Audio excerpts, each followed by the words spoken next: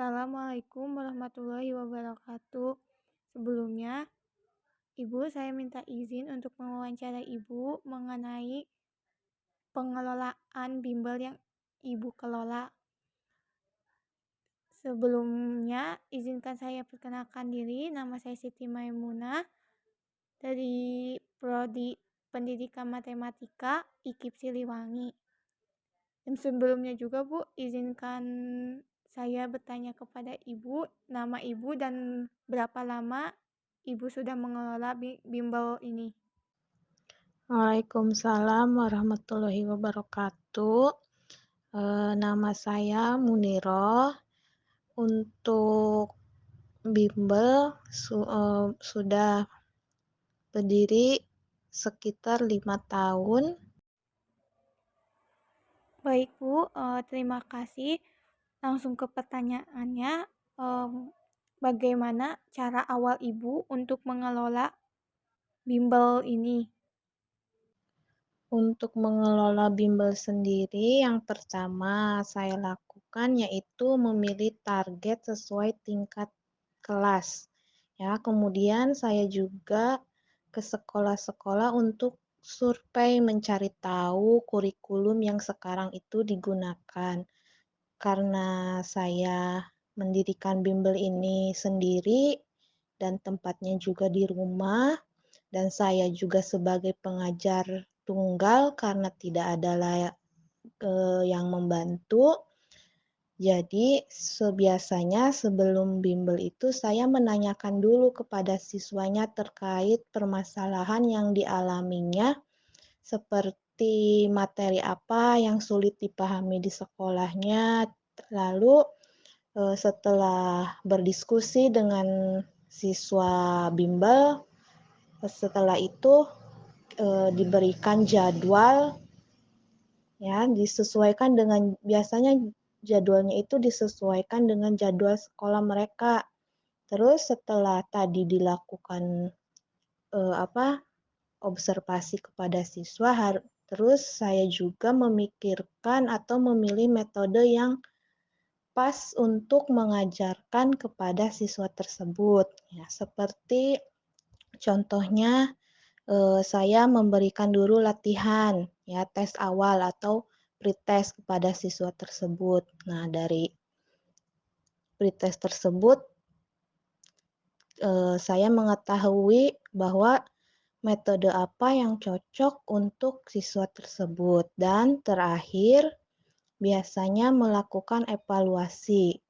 Ya, biasanya saya melakukan tanya jawab kepada siswa tersebut. Apakah ada kesulitan dengan cara pembelajaran yang saya ajarkan? Nah, itu cara saya mengelola bimbel yang saya dirikan.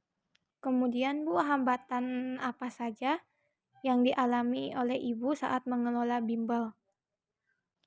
Untuk hambatan sendiri saat melakukan bimbel yaitu pertama waktu, karena saya sendiri yang mengajar semua siswa bimbel, sehingga saya harus bisa manage waktu agar semua peserta bimbel mendapatkan pembelajaran yang pas.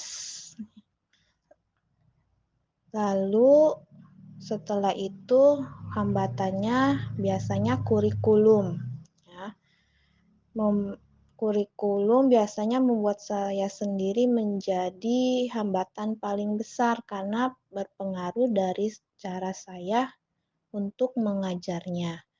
Terus selain itu ada juga persaingan bimbel-bimbel yang lain, ya. Karena itu biasanya banyak bimbel di sekolahnya juga, ya, yang didirikan atau yang diadakan oleh gurunya, sehingga sulit untuk mendapatkan siswa bimbel. Tantangan-tantangan seperti apa yang dihadapi saat Ibu membuka atau mengelola bimbel ini? Nah, untuk tantangan sendiri itu juga masih di masalah waktu, ya. Karena tadi disebutkan, karena saya kan mengajarnya sendiri ya.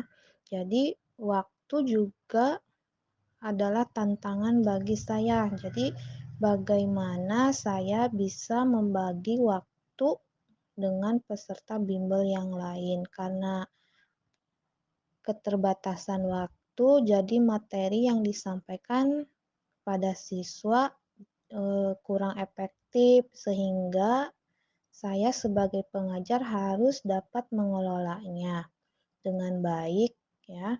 Terus tantangan selanjutnya yaitu kemampuan siswa ya, karena kemampuan siswa itu kan berbeda-beda ya. Jadi harus bisa menyesuaikan dengan kemampuan siswa. Yang ketiga tadi penyesuaian metode pengajaran ya.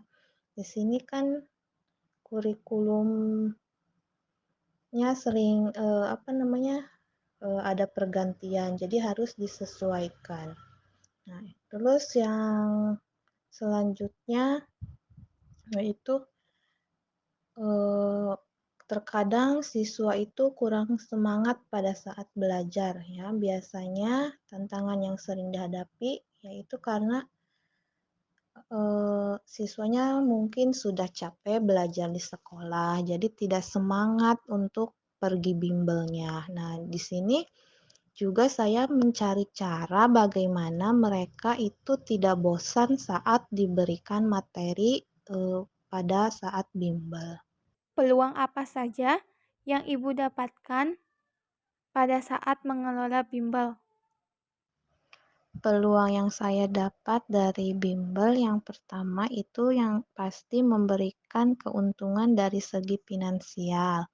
Terus kemudian bimbel juga membuat saya meningkatkan kemampuan mengajar saya sehingga dapat membagi pengetahuan kepada siswa. Bimbel juga membuat saya em, membuat saya tahu pengalaman mengenai tata cara mengolah sebuah bimbel yang bagus itu seperti apa. Baik Bu, terima kasih telah bersedia untuk diwawancarai. Mohon maaf bila mengganggu waktu Ibu.